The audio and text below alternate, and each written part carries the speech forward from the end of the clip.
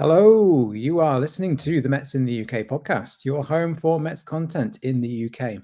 You can catch us every Tuesday on Spotify, YouTube, and all good podcast hosts. And you can also find us on all the socials, Facebook, Instagram, Blue Sky, Threads, and X at Mets in the UK, or you can use the hashtag MITUK to get involved. So this evening, joined by Toria and Joe. Evening, Toria, how are you? Evening. Mets are rolling on. I'm all good, thanks. How are you? I am good, feeling refreshed, back from my holiday. Missed you All last good. week. I'm ready to host again. Joe, how are you doing this evening? Yeah, I'm all good here too. I bet you probably need another holiday now to recover from your holiday, I'm guessing. I do, yeah. It's funny how that works, isn't it? Yeah. Yeah. Thinking one around about May time, you know. Yeah, that'd be nice. Yeah. Yeah. Not too shabby. Speaking of games, let's just jump right into it. What a week it's been for the Mets. Last week, starting off Marlins series, they lost the second game 4-2. Lindor, Nimmo with RBIs. Senga went 5 innings pitched, 2 earned runs against him in that one. He took the blame following the game for the loss, spoke of his love of Lindor, wanting to do all he could to help him out. Kranick went scoreless over 3 innings pitched in that game. The Mets then bounced back in the third game, winning that one 6-5. Alonso hitting a home run, Winker with an RBI. It was the first MLB hit for Senga. He managed to get the ball saved, so he's got that one. Holmes not at his best in that game. Brazoban with the save. It was a scrappy game with some poor fundies.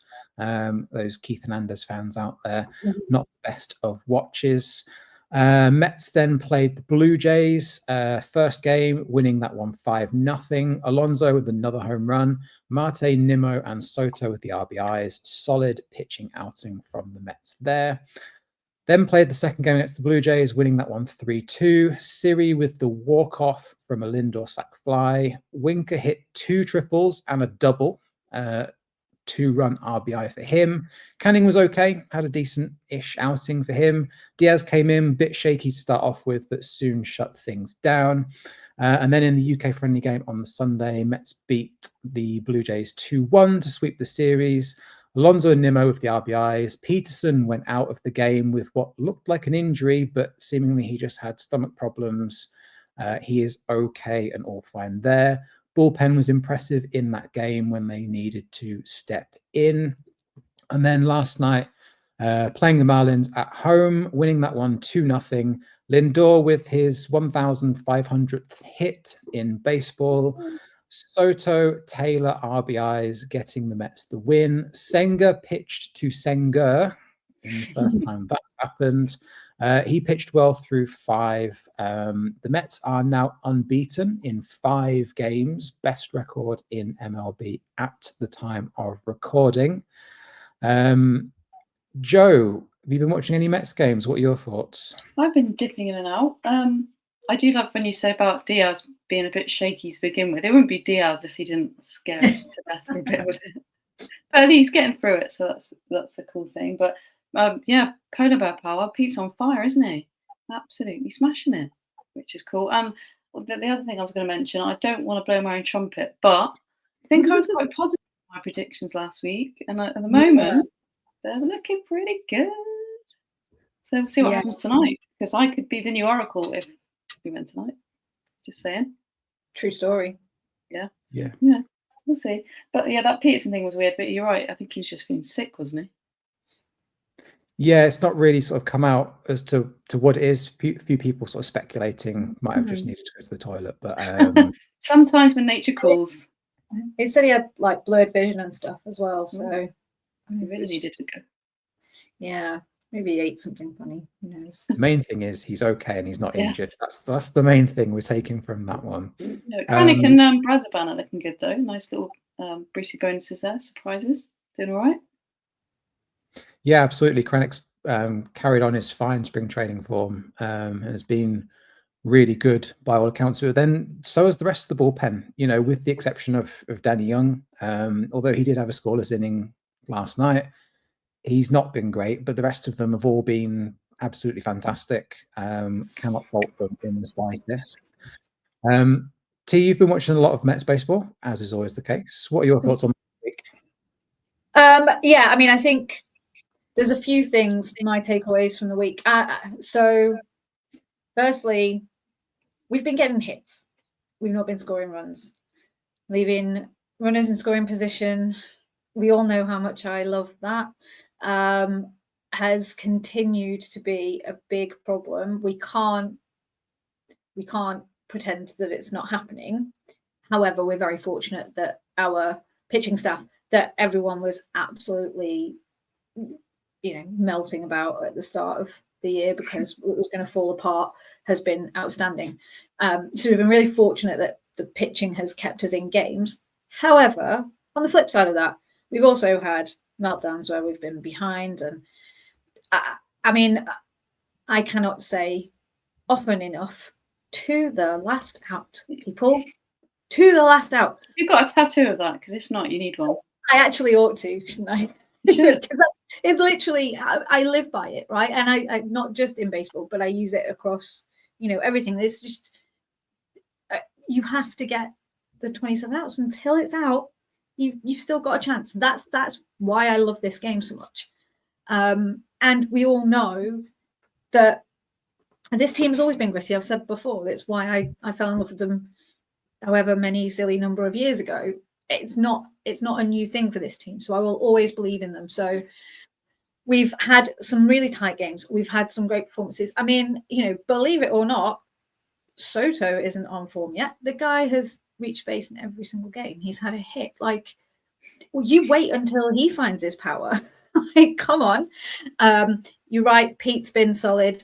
The other things, Winker obviously has just been doing Winker things, and his performance the other night was outstanding. I was so pleased for him to kind of have that. That was definitely that was his game, and I was really pleased that he got to have that. Similarly, my boy Ty's been coming off the bench and coming into games after not playing a few, and has been making his contribution.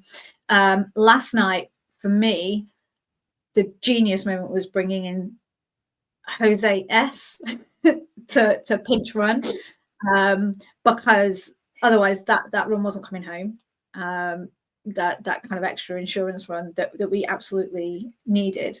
So there's been a lot of good, mostly on the pitching side.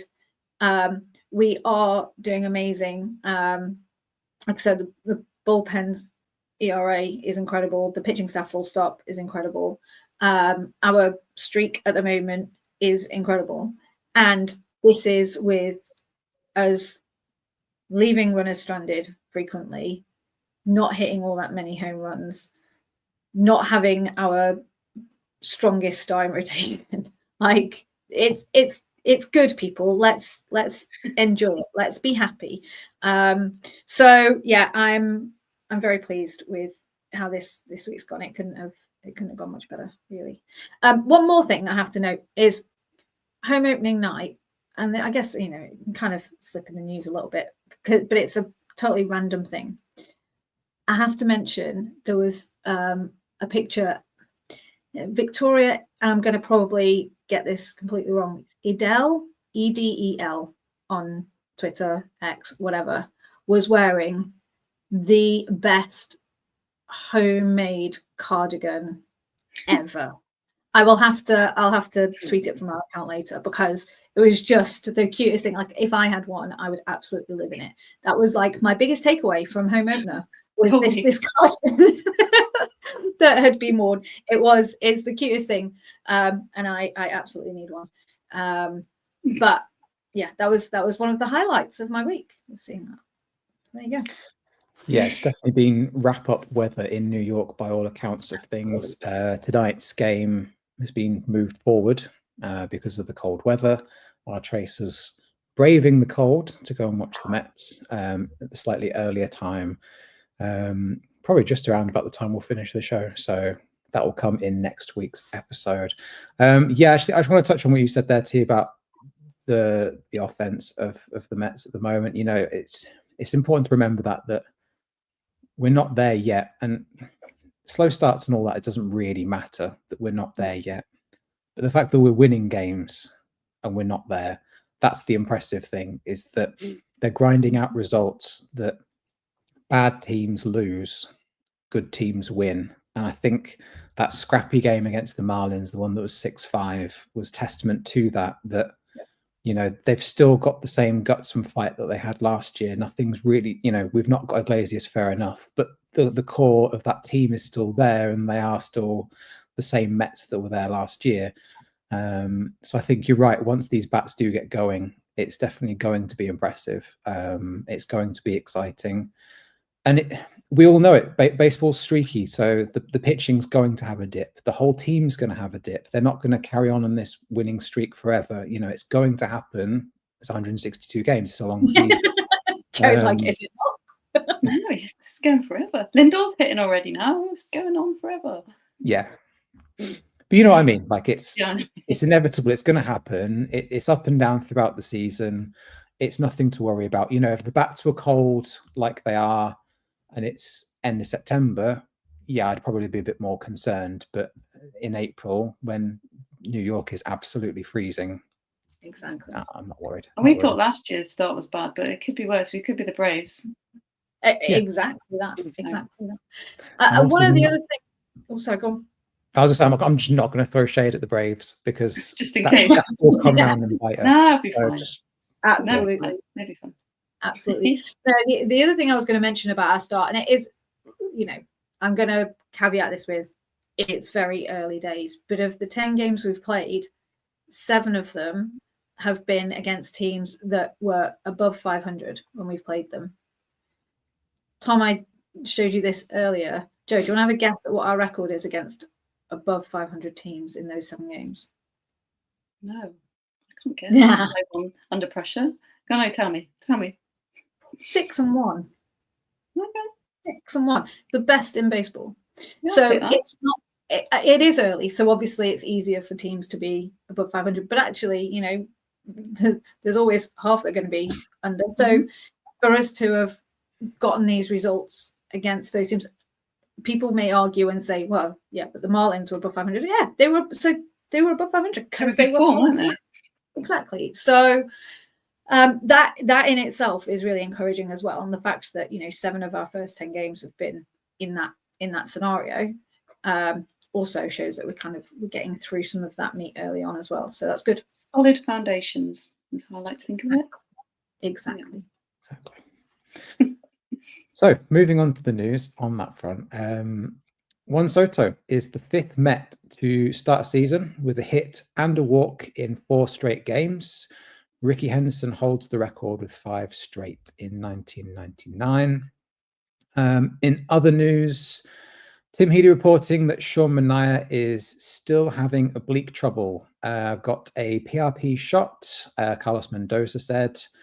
He's shut down for 2 weeks, so he's likely now out until late May or early June in a new sort of best case scenario for Manaea. According to SNY, Soto, Lindor, and Marte have all made comments about wanting Sandy Alcantara on the Mets, something to keep an eye on. All 3 of them talking very openly, candidly, about wanting that trade to happen with the Marlins. So one to watch this space on there. Frankie Montas, who's out with a strained right lat, has started throwing, according to Carlos Mendoza. He's played catch from 60 feet and has begun throwing from 75 feet as they begin to start ramping him up. They did say that this is still about 2 months off being ready to start an actual game. It's early days for Frankie, but he is at least making steps in the right direction there. Lindor and Mendoza also spoke to Mark Vientos after he failed to run hard on a ground out to first. Vientos, very apologetic, said it won't happen again. Not made the best of starts to the season.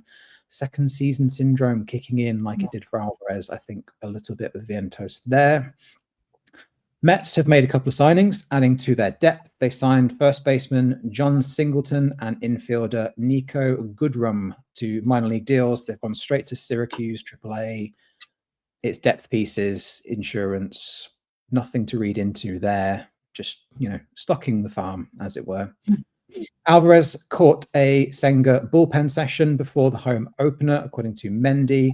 Alvarez is due to start his rehab with St. Lucie Mets tomorrow. Jeff McNeil towards the end of the week.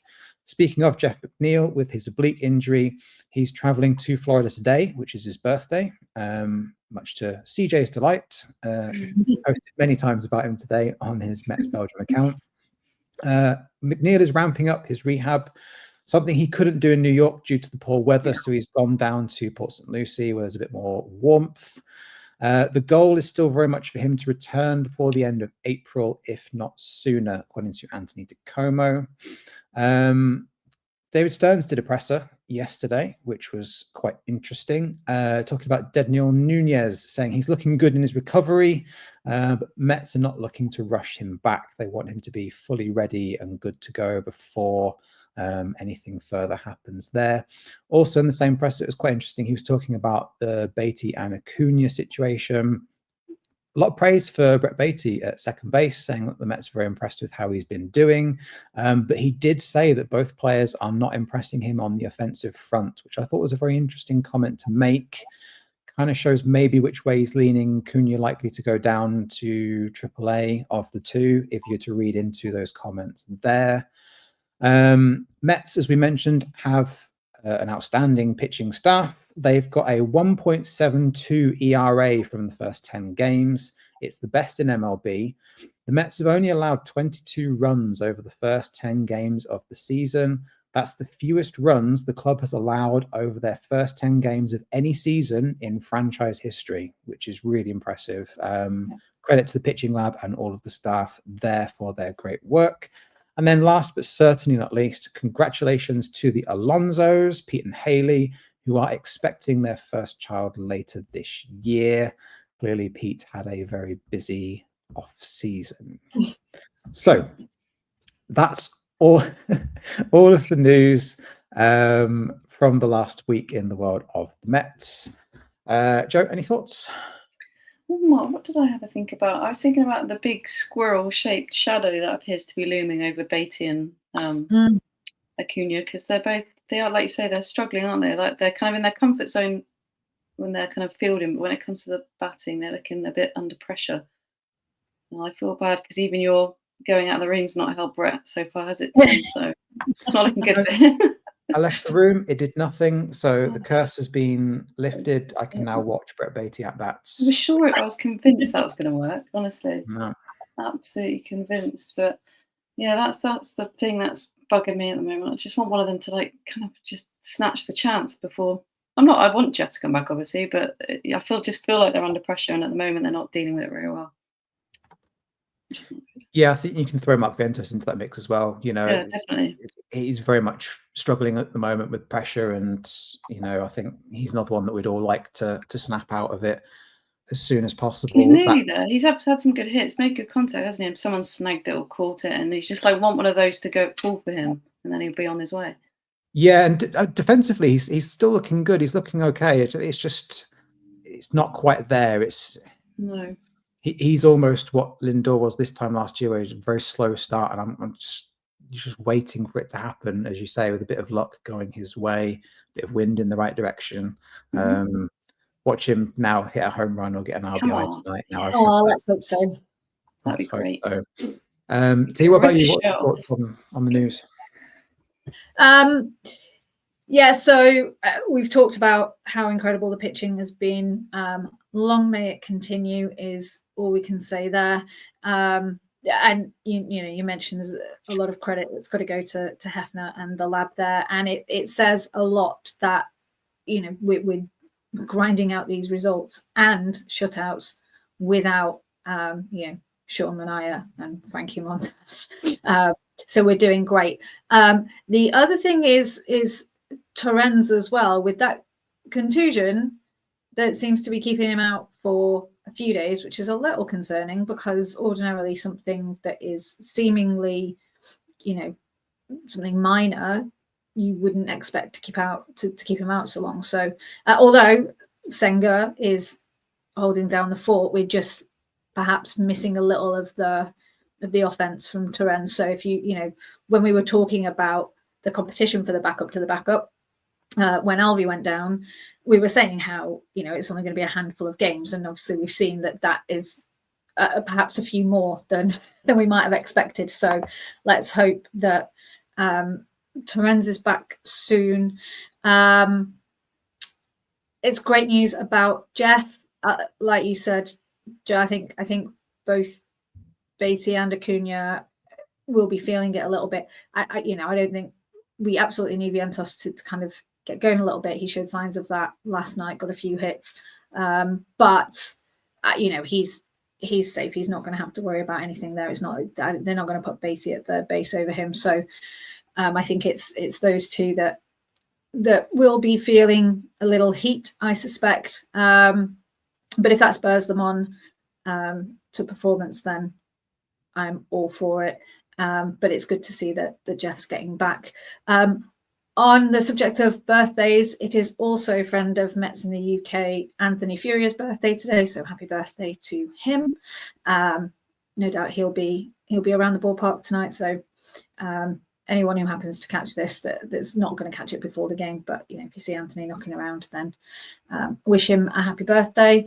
And we know that our boys seem to react well when babies arrive. So roll on, baby Alonso. Keep having babies. Yeah, got it, boys. Absolutely, yeah. All good stuff there. So if we think about the next week, we've got today's game, as we said, starting just after we finish recording this, slightly UK friendly, 9 o'clock start. Tomorrow's game against the Marlins, the final one for the homestand, is also UK friendly if you want to catch that one. 6 o'clock start on that game there.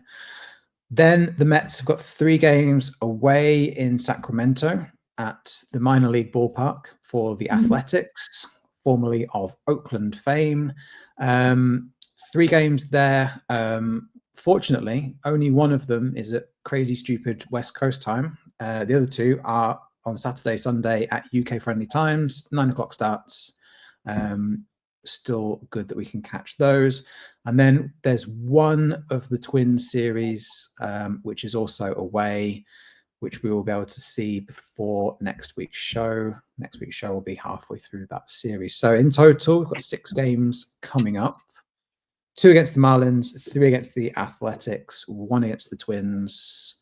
Predictions, Joe? Well, I'm going to be positive again because I'm looking at their records at the moment, and I thought the A's were doing better than they are, but they're 4-7 on a 2-game losing streak. So I'm saying we take 2 of those. I'm only saying 2 because I'm being pessimistic because it's a long trip and they might be a bit tired. So maybe drop 1, we'll let them off. And then the Marlins, I'm just disregarding because Tracy's there and we'll win, and that's fine. And then the Twins, the Twins are 3-7, and they're not doing too well either. But I don't actually know much about the Twins this year, so I don't know. I've got not a bad feeling, but that first game against the Twins, I don't know. I'm not sure how that's going to go, so I'm going to sit on the fence on that one until I see how they are. But I'm still being positive. I think we'll pick up a few more wins on the road this time. We did all right in the last road trip, so yeah. Okay, Toria? Yeah. Ever optimistic me is actually going to be a little bit tempered right now. I think I would love to think that we're going to take the remaining 2 games against the Marlins. I fear we may drop 1 just because it's the Marlins and they do it to us every damn time. They've been quite well behaved so far, the Marlins, for us, aren't they? So yeah, but we can't. I would love for us to get the sweep and keep the streak going, but I don't know. I just can't. I can never really trust that we're going to do it against the Marlins because they just always find a way. Yeah, they are very pesky. The A's, yeah, they've been odd. I've seen some of their results and some of the things that they've been up to, and they've been getting results that you wouldn't expect them to, and then being A's after that. So I don't know. I think I'm with you, Joe. I think probably 2 out of 3 there, and then we should get off to a good start against the Twins, I'd hope. So I'm gonna go 4-2. I'm just very thankful that we only have the one West Coast start. I mean, Park Run will be quite interesting on Saturday morning, but I can cope with one, go run, rest, and then we've got. We do quite well with the UK friendly times at the moment, aren't we? We are. Enjoy it. Yeah, very much enjoying it. So yeah, all good. I think lots of UK friendly baseball for us all to enjoy. Love it. Yeah, definitely. Very much sport at the moment with those games. I agree. I think 4-2 is realistic over those games, especially with the West Coast travel always seems to have a bit of an impact. It does. Wouldn't be surprised if that first game of the 3 is the one that they lose, just the sheer time difference and travel and all that stuff. So yeah, 4-2 I think is the minimum they want to aim for, especially with, like you said, if the Athletics are 4-7 and the Twins are 3-7, I think those are ones you've got to those are the teams you've got to beat if you want to be taken seriously come the end of the season. That's our take. But what about your take? What do you think? Let us know in the comments. How do you think the Mets are going to do over the next week? Who are you expecting to be the top players over the next week? Let us know that as well. As is always the case, thank you ever so much, those of you who are our regular listeners and commenters. We do see you. We do appreciate you very much. If you are listening, don't forget to give us a like, subscribe, comment, share, all that good stuff, as we can bring more content to people across the UK, Europe, and beyond. All that leaves me to say is we'll be back same time next week on Tuesday. All that leaves me to say is thank you to Joe and Toria for joining us this evening, and let's go Mets. Let's go Mets.